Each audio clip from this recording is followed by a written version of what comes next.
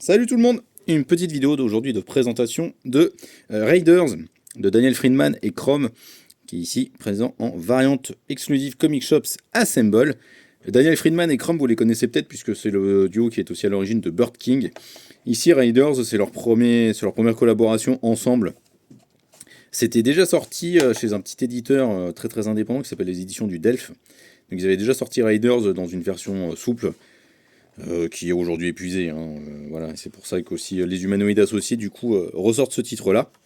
Et bon, si vous avez aimé Bird King, vous allez retrouver la patte. Cet univers d'Heroic Fantasy avec des codes narratifs et visuels qui sont vraiment très originaux et très inventifs et qui offrent vraiment quelque chose de très différent à l'approche qu'offre ce duo.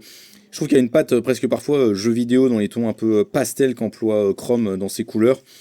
Et puis surtout, Daniel Friedman, au niveau du scénar, on sent que c'est quelqu'un qui joue beaucoup à des jeux de rôle, quelqu'un qui est passionné par la fantasy, par les codes de la fantasy, mais qui s'amuse à les retwister, à les remixer. Chrome, c'est pareil, on sent que c'est vraiment un fan et un amoureux là-dessus. On sent aussi que Chrome est un grand, grand amoureux de Mike Mignola et du style du créateur de Hellboy.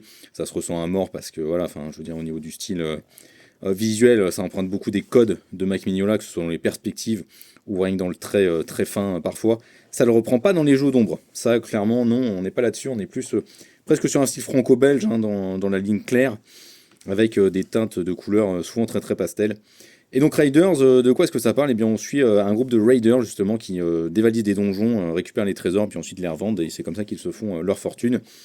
Ce sont deux frères qu'on va suivre au début, et l'un d'entre eux eh bien, décide de prendre sa retraite, de s'installer avec sa femme dans une petite maisonnée. Et le jeune frère lui en a ras-le-bol, la vie posée, il n'a pas envie d'y croire, il n'a pas envie de se poser pour l'instant. Et donc il va reprendre l'aventure. Sauf que voilà, il va lui arriver tout un tas de péripéties. Et ce qui est intéressant dans Raiders, je trouve, et ce qui fait vraiment sa force, c'est qu'il y a vraiment un propos derrière, en fait, utiliser ce truc de Raiders et de gens qui revendent des trésors et qui doivent obéir à des règles et tout ça. Il y a vraiment un fond social derrière qui est très intéressant, qui est vraiment et qui marche vraiment très très bien dans le récit. C'est un récit qui est assez court, il fait 110 pages à peu près, mais il est quand même assez dense, donc il se lit bien. Et puis bon, les planches, on passe tellement de temps à les admirer que c'est vraiment un truc incroyable. Voilà, j'essaie de vous montrer un petit peu l'effet qu'il y a sur le titre. Donc voilà, une variante CSA pour Raiders de Friedman et Chrome.